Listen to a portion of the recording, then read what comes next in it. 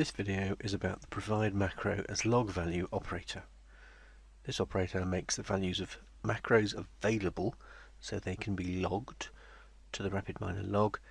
This can be useful because you can use the charting capabilities of RapidMiner Studio to examine the macros to help understand how your process works.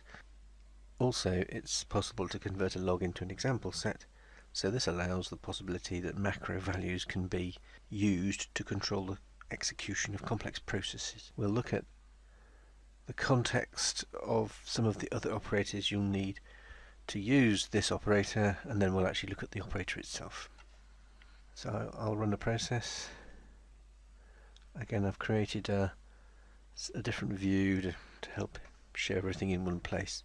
So the process itself is down here. It contains 4 operators. The first generates a macro. It's called the time now, and it's set to the time now based on the function date_now. The second operator is the provide macro as log value operator, and this simply takes a parameter of the macro name that you want to record in the log. Very simple. So the next operator is the log operator. I won't go into any detail about this, there's a separate video for that, but the minimum you need to know is what you do is you choose the operator where the macro value has been provided, and as you saw, if I move this out of the way slightly, the time now is the name of the operator, happens to be the name of the macro as well. My recommendation is to try and keep the names of the operator and the macro names the same, makes it easier to find them. And then in the log operator, every operator in the process is shown in this drop down, so you choose the time now, and then what you do is you choose value or parameter, and as it happens, value, if you choose value here, then of the available possibilities here, macro value is the one you want to log. So by choosing these parameters here, the effect of that is to record into the log the value of the macro that we have passed to the provide macro as log value operator. I've also shown that you can log the name of the macro as well. You don't normally need to do this, but just for the sake of completeness to help understanding, also recording its name. So what we will see in the log is two entries, one called macro name set to the name of the macro, which is the time now, and the other one is macro value, that will be whatever the date and time is when I run this process.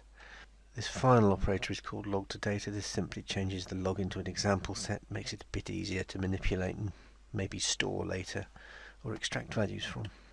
So if we look at the log, what you get when you get the log is essentially a table view, and if I move these out of the way, you can see that as predicted there are 2 columns, let's call them attributes I suppose. One is macro name, and if you remember that corresponds to the log entry there, so macro name is that column there, and it's set to the time now, which is actually the name of the macro as logged to the provide macro as log value operator. The second column, macro value, that's basically the value when I ran the process at 20 to 3 on the 4th of January. Okay, you can also see that the macro exists up here as well, and they should match, and sure enough the name of the macro and its value are exactly the same as recorded in the log. The final tab here, this is just an example set view of that log, and it's exactly the same values. By virtue of it being an example set, you can use various operators to extract this information. So you might, for example, extract macro value here and use that as some sort of timing point perhaps, and then later have another timing point, subtract the 2 to get some sort of elapsed time. And anyway, the world's your oyster really, and there are endless possibilities once you've logged things to the log and then converted to example sets.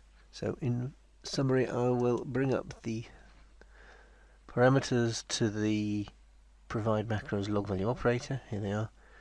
And we'll go back to the log and the table view and just leave it like that to give you the summary.